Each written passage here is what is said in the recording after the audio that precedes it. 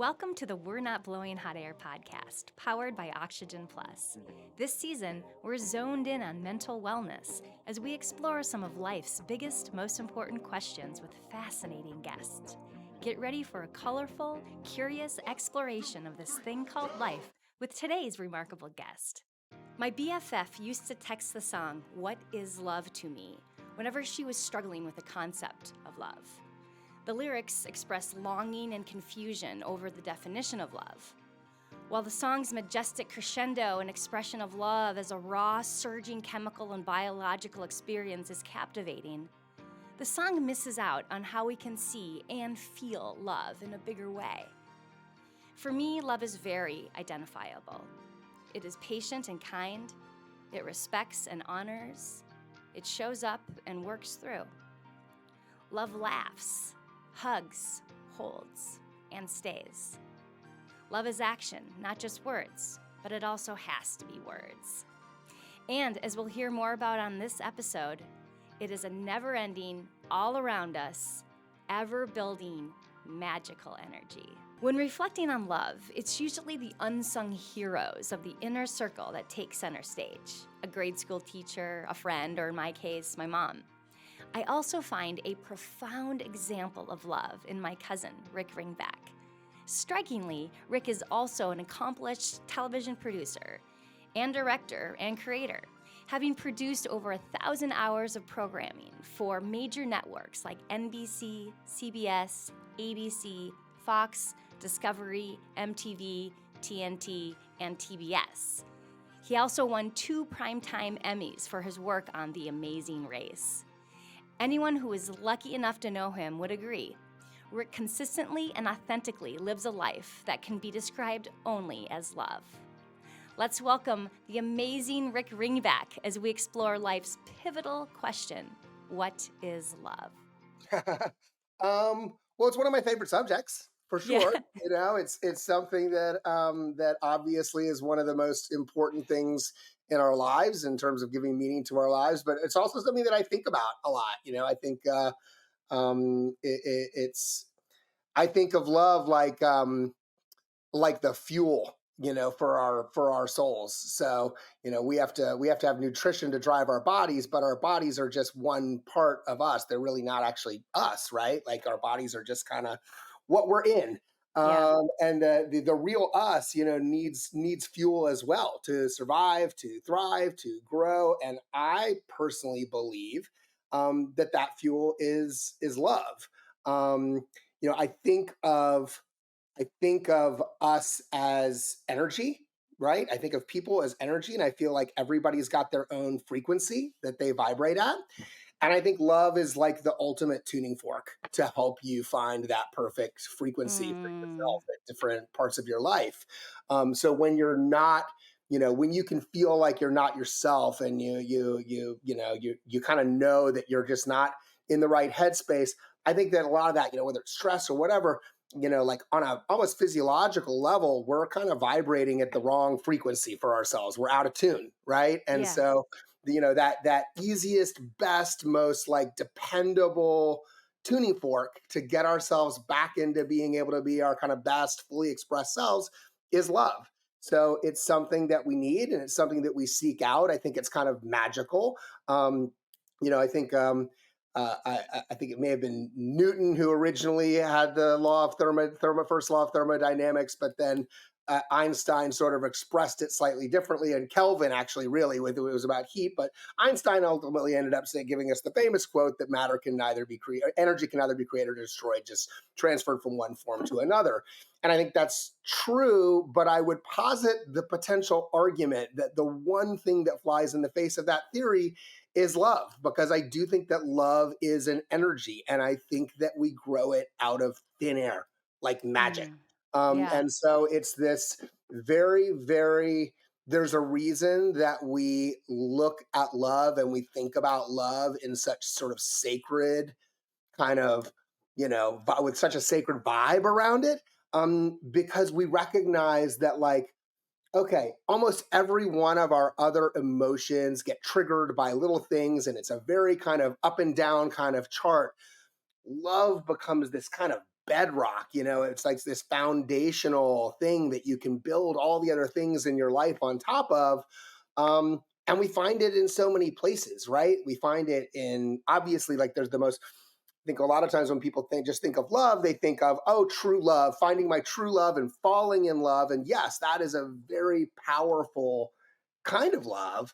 But it's far from the only kind. Just like we have thousands of foods that we eat that give us our nutrition to drive our bodies, we have thousands of ways of feeling love and expressing love and getting love and giving love. And, some of it revolves around that, finding that special someone, but that's not a requirement. Like no one of them is a requirement. It's just a requirement, just like nutrition, that you find it somewhere, right? And so we often find it through our personal relationships, but we also can find it in completely solitary, contemplation and total isolation, right?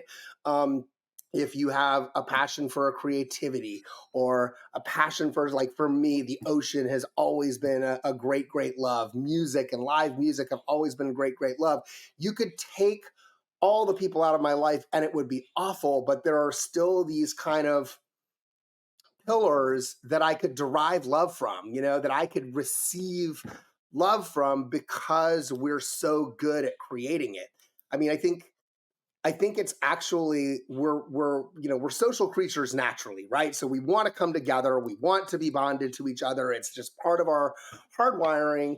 And within that, we're far more prone to want to like and ultimately love somebody or something than we are to want to dislike or hate somebody or something. It actually takes a super concerted effort by like major forces to kind of create like the divides that we have in this country right now. Like, if you set aside sort of, bigotry and things like that, like we're hardwired to want to find the things about us that we can relate to each other. And ultimately, like we keep wanting to find a way to love things, right? Like it's what we do. It's, I think, one of the things that's really special about people. It's why I love people, is that our natural inclination is towards that. And it really takes a lot of exterior factors to kind of take us out of that default mode of looking for love, trying to make love, give love, receive love. It's like, again, it's the gas. It's the gas that our engines run on.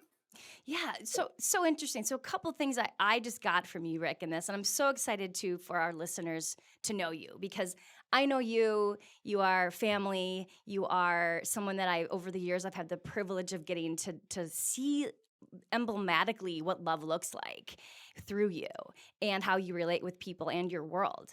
And I'm excited for our listeners to get to see this today. But what I just heard from you is that it's sort of our responsibility to have love and to make love and to find love.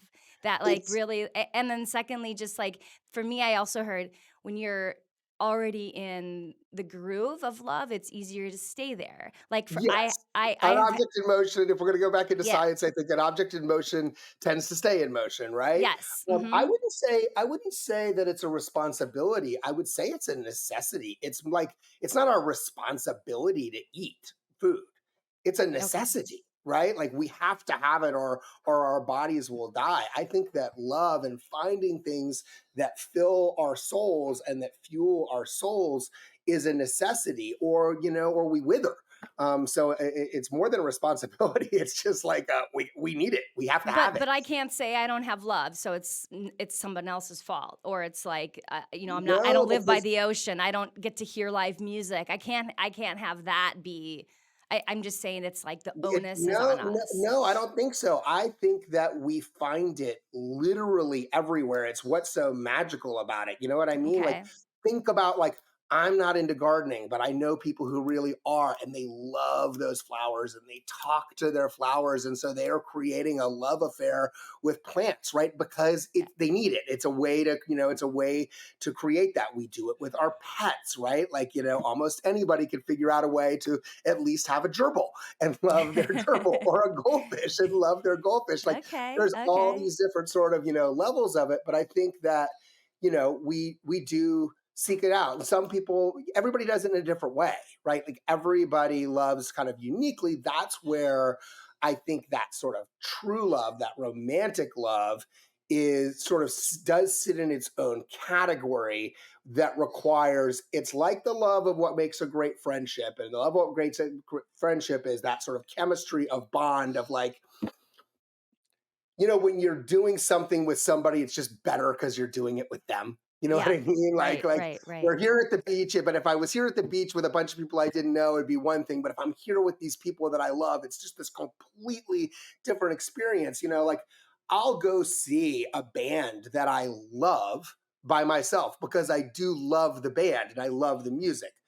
But I'll really think about it if it's going to be effort to do it by myself. Whereas the moment that I can go with my wife or my friends, or then that's that changes the equation for me, and it becomes a more powerful draw. Like those experiences, like certain experiences kind of almost aren't real unless you're sharing them with somebody that you love. Mm-hmm. You know what I mean? But then Yeah. on the other hand, like you can, that same thing, the fact that you have a love of music. So let's say I didn't have a wife and I didn't have friends, right?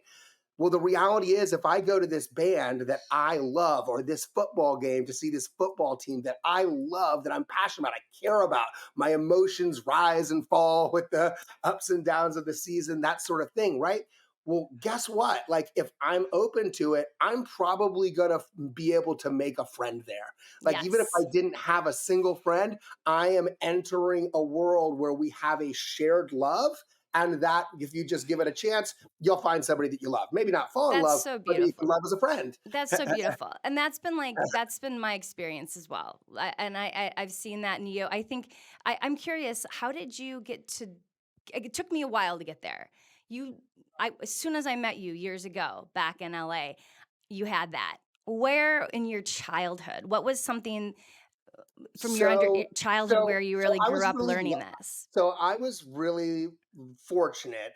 Not that I was an only child, because there are certain kinds of love that you may want, but you can't create. If you don't have a brother or sister, you may wish you could have that kind of love, but you're just not going to be able to do it. It required two other people to make that Yeah. happen, right? Right, Or even right. if they don't, they don't. My parents didn't, but my parents, my mom passed a year and a half ago, but they were together for 55 years, and they had this like truly fairy tale, like incredible relationship. So they were, they got engaged 2 weeks after they met. They were married 1 month after they met, and they were together for 55 years, like the most awesome partners in crime I've ever seen.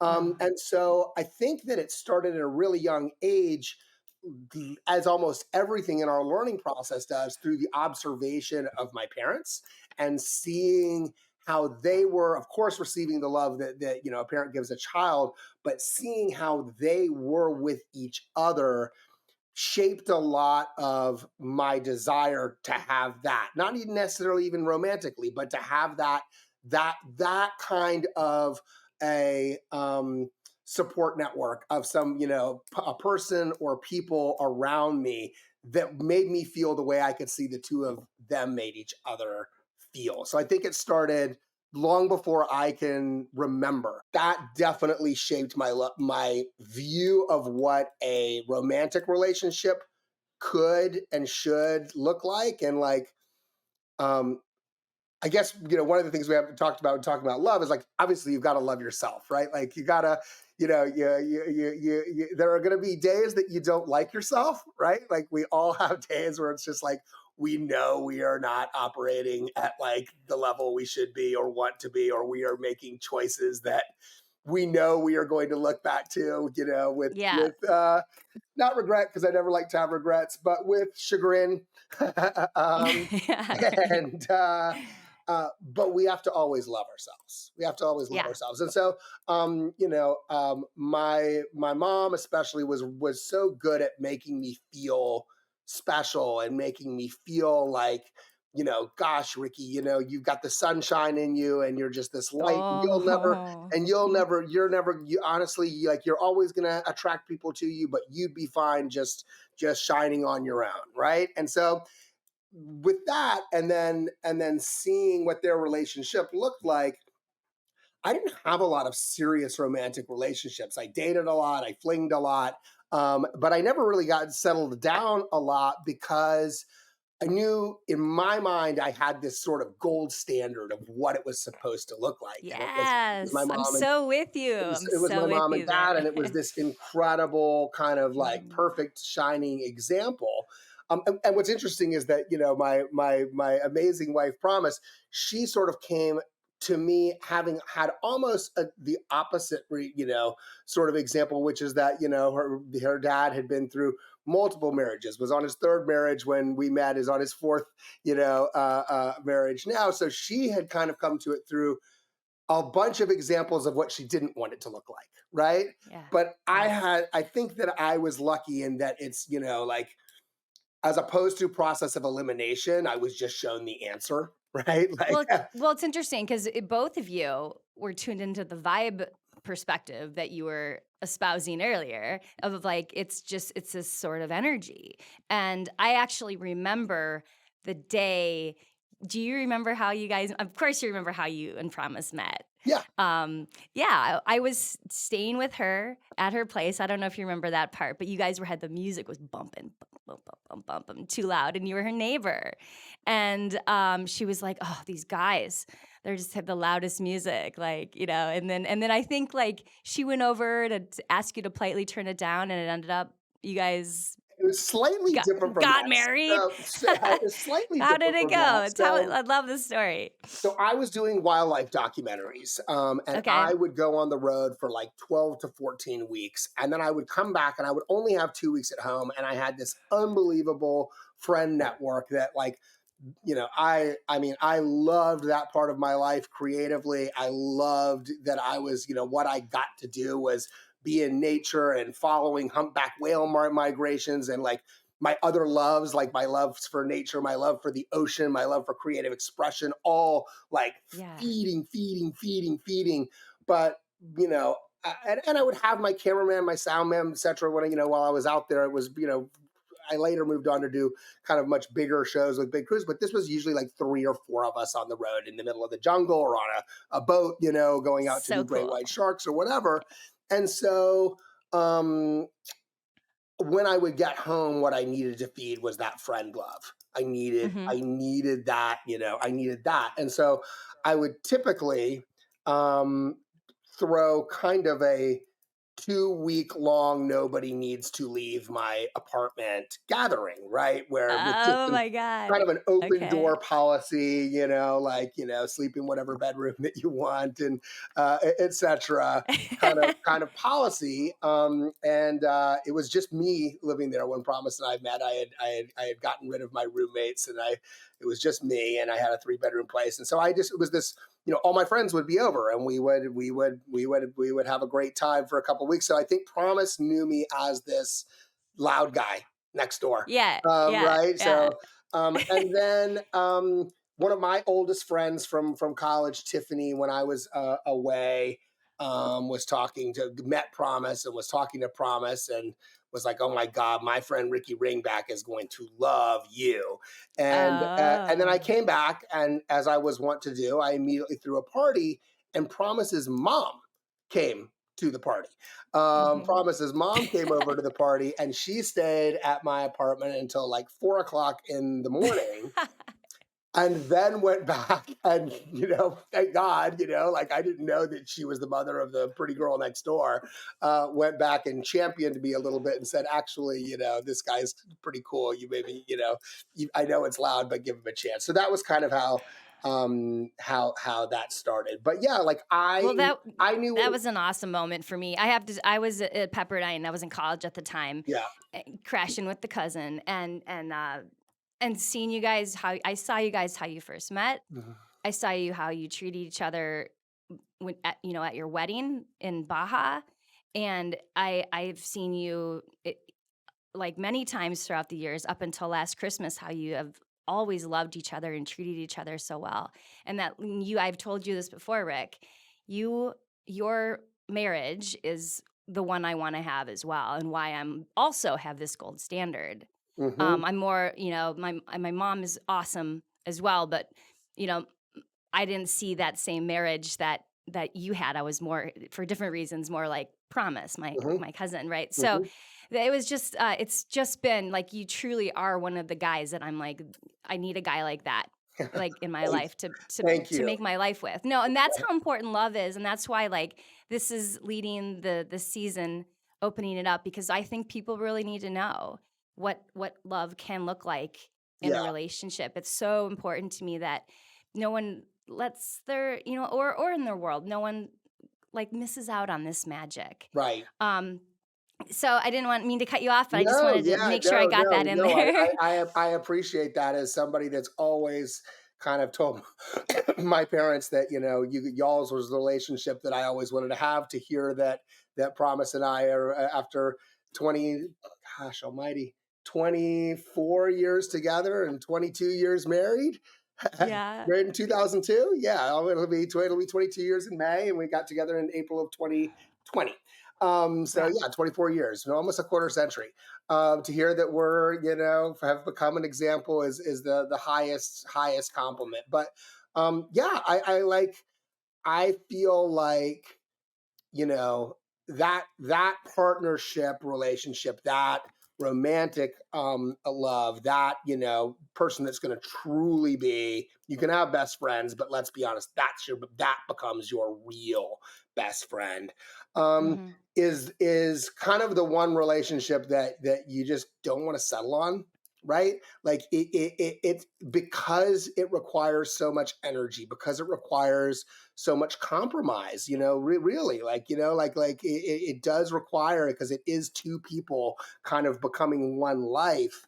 It requires both people to have such a level of investment into, oh my God, I'm so grateful and blessed to have this person and this relationship, that it allows you in the difficult times to be able to make the compromises or get through the tight squeeze, whether it's financial or, losing someone that you love, all the stuff that life is going to throw at you. Like, life will try and throw a relationship that isn't really grounded and really, really strong off course with all sorts of things. It will try and shake you out. Yeah. You know what I mean? And it's not like life is trying to do that, but it's like there are too many variables. There are too many unforeseens. There are too many.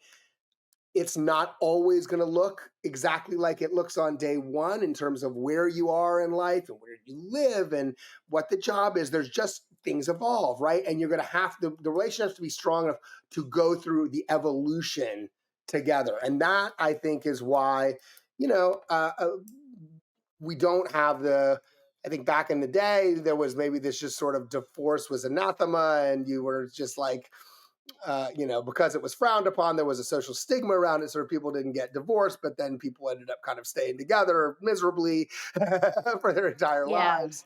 And I think that now you see lots of people who are finding their love in so many different ways, you know what I mean? Through their in personal endeavors, through their passions around nature, their passions around the arts, their passions around, whatever it may be. Something, again, as silly as a football team. There are so many different ways that a person can find have a full kind of enriched lives, and we're living these dual lives, right? Our real world life and our digital life.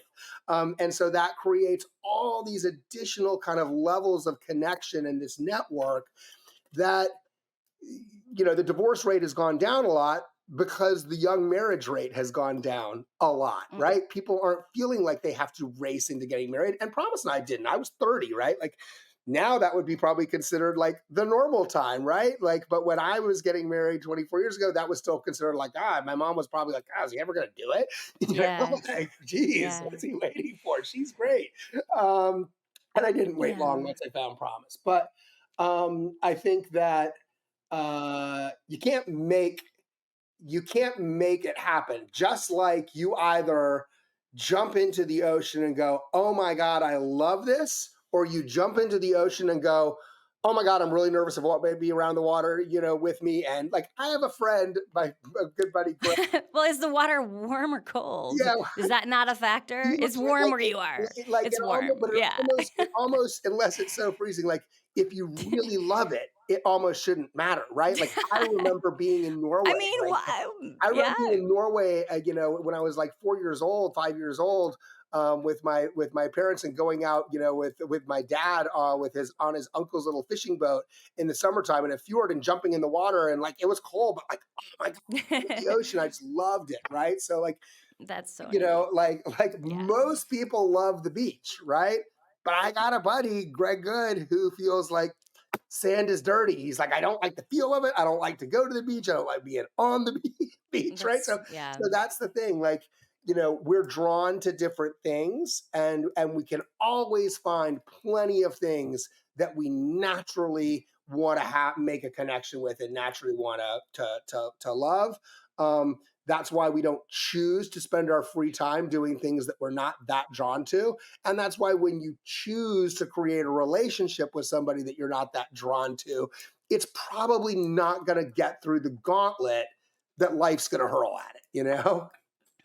Wow. Very well said, insightful and wise. I And it's not a Charles, requirement. I have so many friends. Like, I have so many friends. I mean, look at you. I have so many friends who are like, yes, it would be great.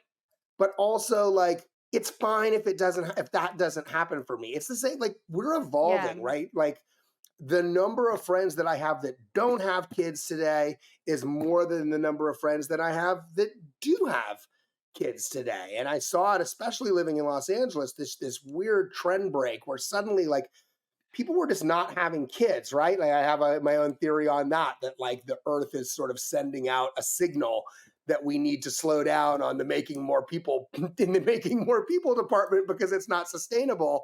But there is some sort of signal that we're picking up because it's a real overnight kind of thing from my parents' generation, the boomers, to my generation, Gen X, where suddenly it just stopped being. And I think especially in bigger cities and things like that, it stopped being this like prereq that you gotta have kids, right? And when that stopped, kids and that sort of just that procreation kind of hardwiring, I think that was a big part of the thing that kind of drove the like, well, I have to get married thing, right? For And sure. so like I really separate the idea of love and what love is and why and how we need love and all the ways we can find love from things like marriage and children and things like that, because I see people living these fully expressed, amazing lives that are filled with love and filled with real deep meaning and deep connection that aren't married and they don't have kids. And so when I see enough examples of that, that says that's not a prereq to love. It's just not. Yeah. Yeah, and thank God. I mean, because I think that actually might hopefully will free people to learn that. I know it did me as I Right. like saw Or like I at least saw it not just end saw up it trying around to me, grind and through a relationship that they're miserable in.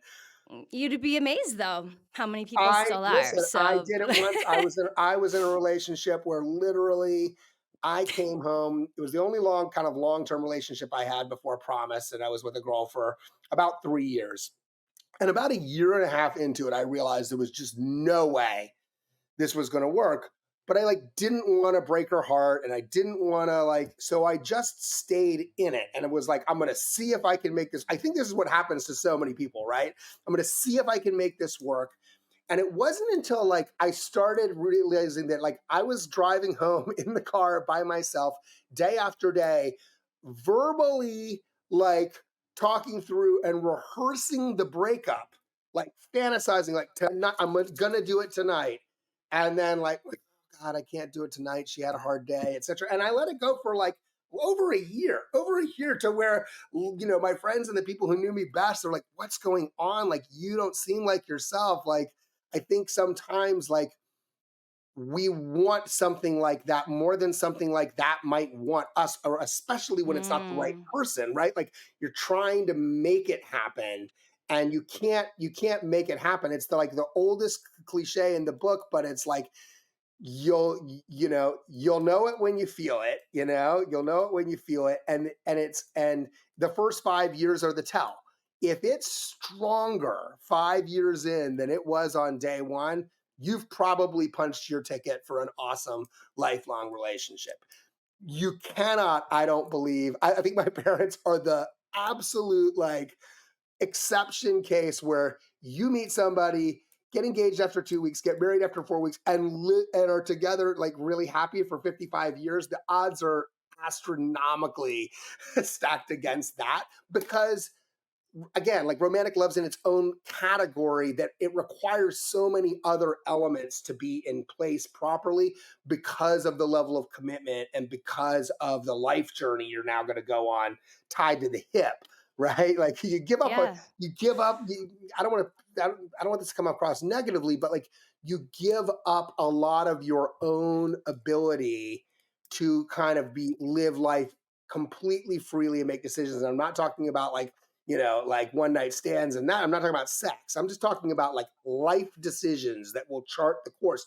Now you've got, Where you can live, now you're right? tied Yeah, to each things like other, that. right? So, is there a Mhm. job that's saying, let's go? Like we moved, Promise is amazing. My mom was diagnosed with Alzheimer's 6 years ago. And we've been in LA, both of us since 1992. She and we had started dating in 2000, and this was now 2017. My mom got diagnosed, and by 2019, it was like eating me alive that I was not here in Florida, very close to my mom. Like she was still together at that point, but like you were starting to see the little chinks in the armor, and there was suddenly a clock on it, right? There was a clock on this incredibly important relationship. The person that had taught me what love looks like, right? There was a Yeah, clock right. on it, and I was going to lose my mind if I didn't move back here and wasn't close to her for however many good days and amazing moments and however much more love we could share left before she was either just gone in terms of from the Alzheimer's or gone completely, right? And both those things ended up happening. So Promise now, right? This is what I'm talking about, like life curveballs. We have this insane friend network, right? Like Promise is an actress and auditioning and all this stuff. And all of a sudden I look at her literally kind of out of the blue and it hit me like a revelation that I didn't know what I was having anxiety about. I actually thought it was about we had just adopted our beautiful little daughter, Music. I thought maybe it was about being a dad and our daughter has special needs. And when I was having anxiety about that, and then I began having these dreams about my mother and I realized it was about my mom. So this is all leading somewhere. So there was a day when I said to Promise, I'm like, baby, I don't know how to tell you this, but I have to be close to mom. I don't know how much time there is left. And we gotta go quick. Like it was almost like there's a fire we have to get out, right? So like I have this revelation in May, and we moved to Florida uproot after 20 plus 30 years each of us in LA. Mhm. We uproot in 18 years together or 20 years together in LA. We uproot in 3 months and move to Florida. That only works if the relationship is strong enough that Promise can go, he needs this. I Yeah. can put him in front of literally everything and make Yeah. this massive, massive life change in order for it to go and help his family. Yeah, Right? I mean, I could have had Promise on today Yes. equally to Oh, speak about absolutely. this topic. 100%. You'd have And the actually thought had a, crossed my mind, but I can tell you, not only yeah. would she have been much better to look at than me, but she is a far more deeply spiritual person than me, and her takes on love would probably be more interesting than mine. So I want her next year when we have when we have a bigger audience. you may have blown it on this one. So No, I'm gonna have her next year to talk about something I, else when we have a bigger audience, Rick, as my Actually, plan. I could already see the podcast is going to start like this. So, hi, Promise. So, as you know, we were going to have your husband on, but we went back and looked at it and decided. No, I don't have that kind of time. But It's pretty amazing. but no, she is amazing, and I agree. Like, what a phenomenal couple. I do want to get into your work.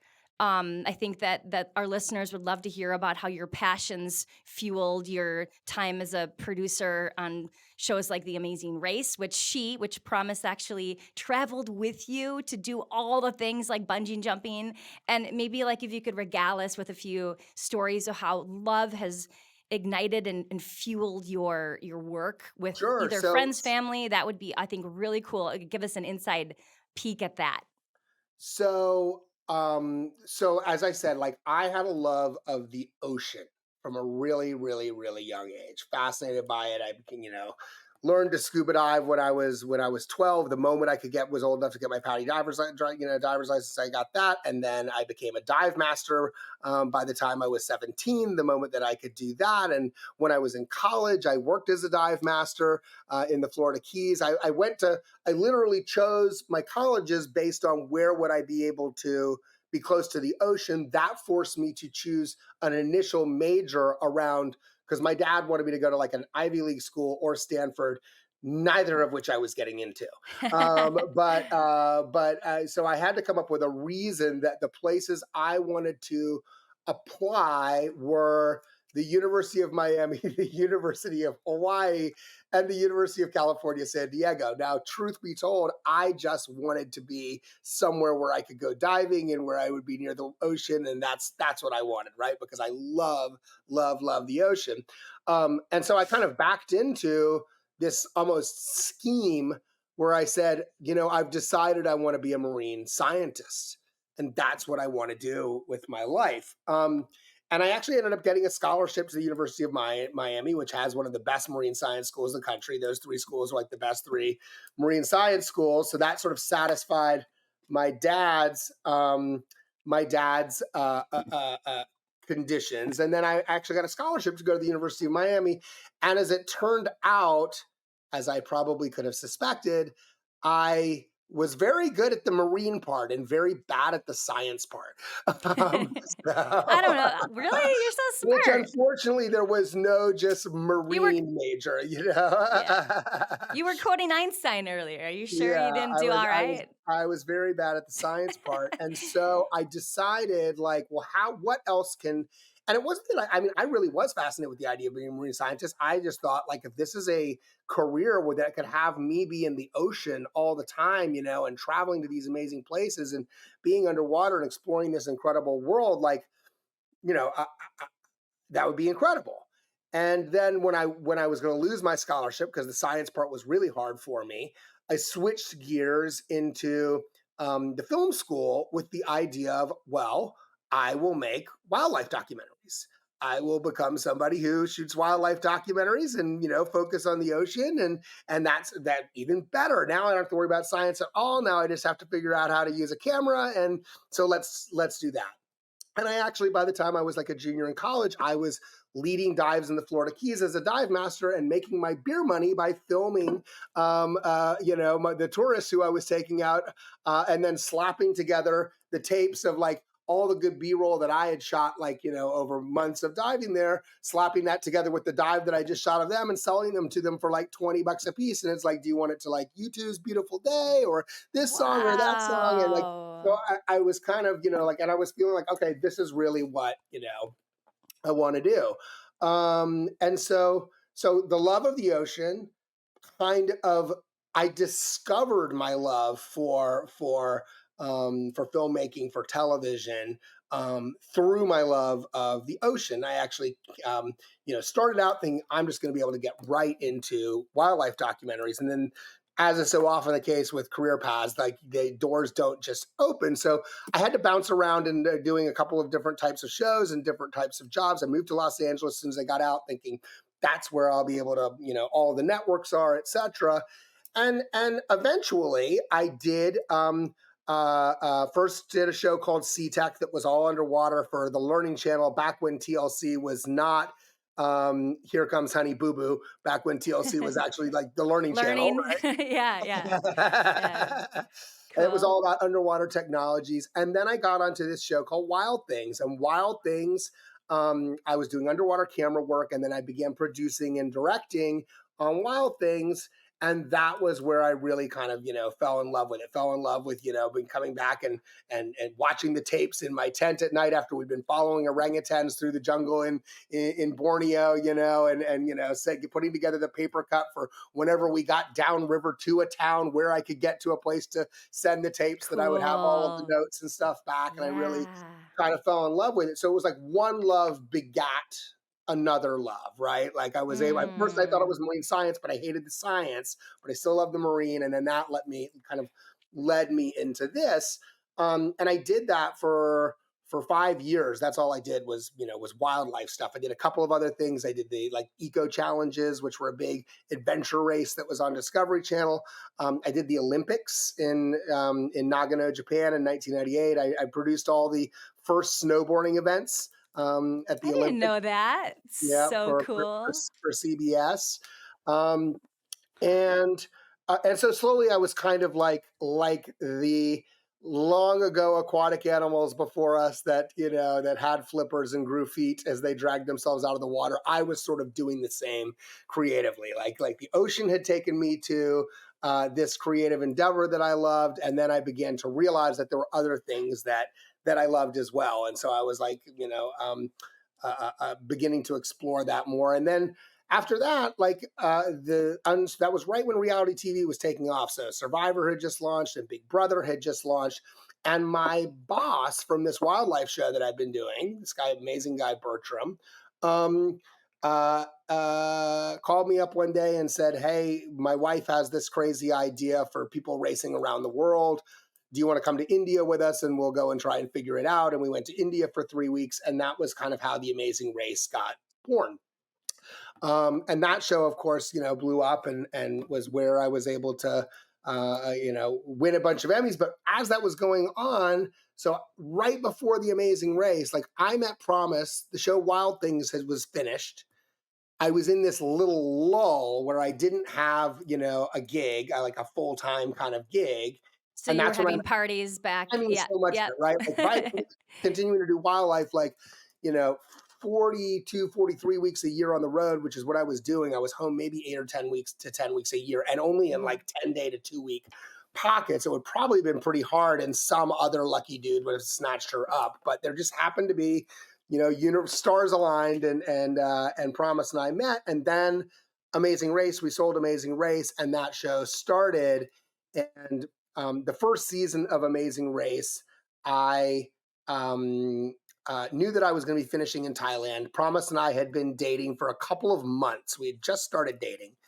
I knew that I was going to be finishing in Thailand, and so I invited Promise to come over and join me in Thailand. I wasn't going to be going with the race from Thailand back to America to the finish line, so I could presumably was already there. I had all this wrap out stuff I do. I had paid for a hotel room, and hey, want to come to Thailand for a couple of weeks and etc.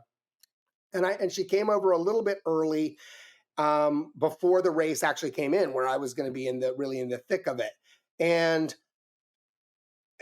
there was an incident with a Chinese jet and an American jet in Chinese airspace. There was this really close call.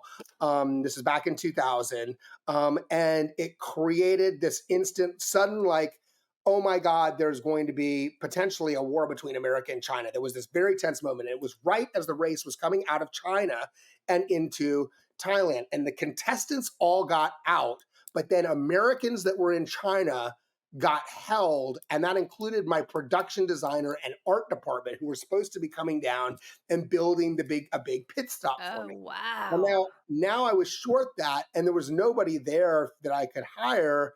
And my sort of girlfriend that I had just started dating had literally just arrived and was waiting for me to get through this last week, and then we were going to spend a couple of weeks getting to just hang out. And we were in southern Thailand down in the amazing island area, and I needed this pit stop built. And I basically had to look at her and say, I know we essentially still don't even know each other very well, but and I can't pay you, and you're not allowed to be here because I'm not allowed to have a girlfriend on the out on the shoot. It's one of my boss's hard, fast rules. But here are 30 Thai workers. I need this beach that's been being used as a party palace for locals to be completely cleaned up. And I need a Shangri-La built for the end of an episode of The Amazing Race. And I left her with a bunch of Thai workers who spoke no English. And I flew up to Bangkok because the race was coming into Bangkok first. I had no idea what I was going to find when I got back down there. And I got back down there, and it was this unbelievable. She had fire dancers that she'd hired on the beach. She'd found this 300-pound massive giant clamshells that had created like a seafood buffet on the beach. Fast pit stuff. She had masseuses for not only the contestants, but for the cameramen and sound men like there on the beach. And, Bert, my boss, of course, knew that, we didn't have our art department, and we were both kind of expecting. I was telling him, like, I don't know, I found an American, and I just kind of put her to work. She seemed like maybe she'll be capable, but I have no idea. And it was this unbelievable thing. And he's like, okay, who did this? I want to meet this person. Wow. At that point, I'm not going to lie to my boss that this person's kind of, my girlfriend. Mm-hmm. And so I brought Promise out, and then Bert was just like, this is amazing. If you ever want a job on the show, then just let us know what you want to do, and you can come and work on this show. And so that started this incredible journey for the two of us. My job when we weren't shooting The Amazing Race was to go and plan all of the stops and routes and what are the things we're going to do, from bungee jumping in New Zealand to rolling wheels of cheese down a hillside in Switzerland to, hang gliding in Rio de Janeiro. Just like all this amazing stuff had to get figured out and tried. And the thing we had realized after season 1 was like, we needed like a regular citizen, just like a non-adrenaline junkie person who had not been to these places to film. We were kind of filming ourselves, like it could be this or that to show the network, but wouldn't it be great if we could find, so the original plan had been, we'll just find somebody in each place to be like, go to a hostel and find, a kid who's like, hey, do you want to go roll a wheel of cheese down a hillside today? Or do you want to go bungee jumping? But what we were able to do was Promise and I ended up being able to go out and do that together. So she and I would get to travel all over the world with her trying out all this crazy stuff and me shooting her doing it. And then we would go back and pitch it to the network. Like, this is what a regular person going off a bungee jump, that, this is what that looks like. This is the kind of reaction we can expect, etc. So we got to have this unbelievable experience for several years. And actually, that gig lasted several years for you two, both for the both of you? It was honestly, there is such thing as too much of a good thing. We realized after about 4 or 5 years of doing it together that when we weren't on The Amazing Race, we did not want to travel. Like, we did not. We just wanted to lay on our couch and like Netflix and chill, and I think this was back when you still had to order DVDs from Netflix. Dating this, Good but times. still, like Netflix and chill, and we kind of looked at each other one day. We're like, this show could go forever. Like, we could just keep doing this, like running around the world like crazy, and it's awesome. But like, is this what we want our life to be? And both of us were like, I love travel, and I'm starting to not like travel. There you go. You went back. You both tapped back into the vibration. You're like, exactly. like you're owning your love and what that looks like. Yep. But it was so that was the so in a roundabout way, I can thank the ocean. I can thank the ocean for the journey that took me all the way to my wife. There's even an interesting story. Once we had initially started dating, I went and did produced and directed a music documentary around a band that I like down in Costa Rica. And Promise and I just started dating. It's this band String Cheese Incident. And Promise wanted to come, and I was nervous I was going to be distracted. And so I told her I didn't want her to come. And while I was gone, a suitor, this guy, Dave Boyles, that we know, who's a really good musician, better looking guy than me, and certainly a hell of a lot better guitar player than me, showed up with roses at Promise's apartment, and I'm in Costa Rica, and he's there to court her. She has a gentleman caller.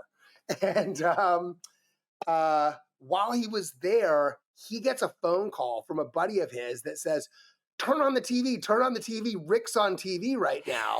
And it was a rerun from my wildlife days of this show called Wild Things. And it was a thing where I was filming sea snakes in Indonesia, and this crazy, the most venomous snake in the world by like a long shot, like a bite can kill 300 people. It was this crazy story where I was being chased by, literally being chased by them, and kind of swimming for my life from these sea snakes.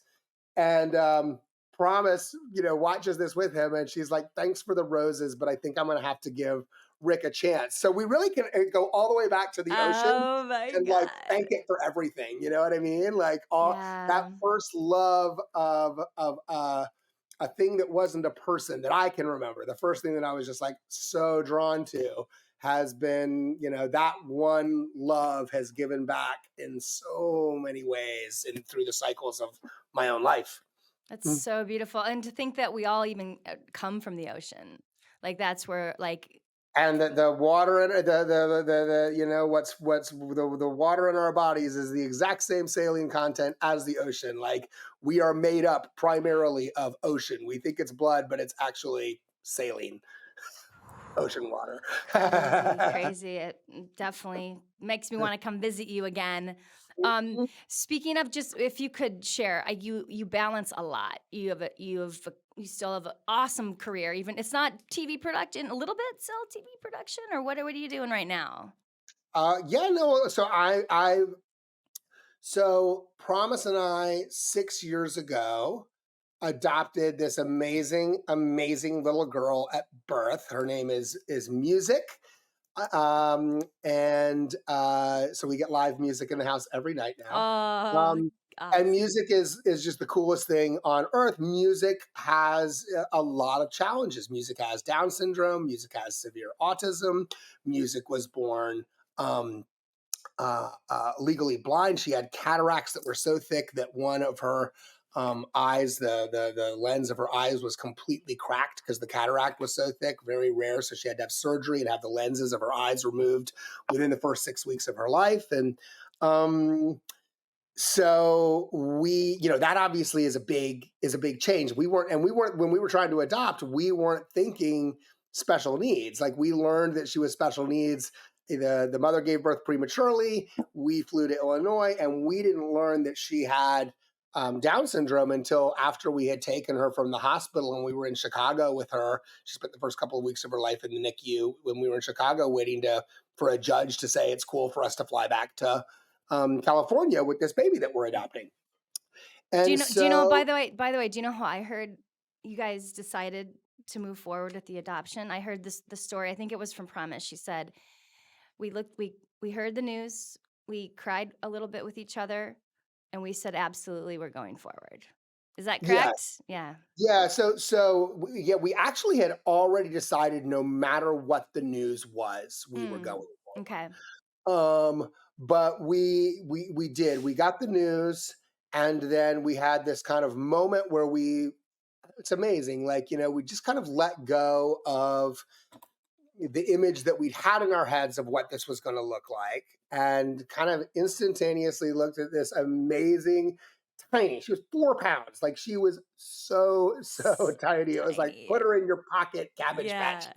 Yeah. right? And we went out. We put her in the stroller, and we went out, and we went through, walked around Chicago. We ended up in this amazing, beautiful, empty church, and we prayed for all the love and joy and happiness and success for little music that we could have. And by the end of the day, we were like thrilled with whatever this was going to be, whatever this was going to mean. But um, it was challenging those first couple of years in LA where I was still working like 60, 70 hours a week. I worked crazy hours. My company was being funded by a company in Germany. And so I would be up in the middle of the night with phone calls, to them, and then, have pitching and, et cetera. And then when we have shows, shooting. So was already realizing that after 25 years of doing a lot of physical production, right? A lot of like building the crew and getting out there in the field and either producing and directing or just producing and going on the road for weeks at a time, like that needed to shift. And so was already in my brain starting to kind of shift myself towards, I want to be more just on the development side. I just want to ideate. I want to come up with show ideas. I want to help companies that might have an idea, flush that idea out. And so that combined with my mom's diagnosis and like we need to move to Florida. We moved to Florida and like we got here in October of 2019, and then like 4 months later the pandemic hits, right? The world shuts down, and then we come out of it, and everything is this, right? What we're doing right now. Like there are no more in-person meetings, there are no more in-person pitches, and they're still on. We're 4 years later, and the industry is still running completely virtually, like this, because it's just more efficient. Yeah. And so I ultimately was, weirdly, the pandemic kind of like smoothed over the fact that like if it had still been like, where's Rick? Why isn't he in the room? Why are we having to, people are going to pitch and then they're having to like Zoom me in, that would have really changed the dynamics. And I'm not sure if it would have worked, right? Mm-hmm. But, the pandemic created it where, I don't think a lot of people even realize that I'm not in California when I'm I don't know. So I was lucky that way. Yeah, that's I was lucky that phenomenal. So you are still doing TV production. Is there anything you can Yeah, talk but about a now? lot less hours. Like, look, don't want to miss a moment of music's life and the experience with music. So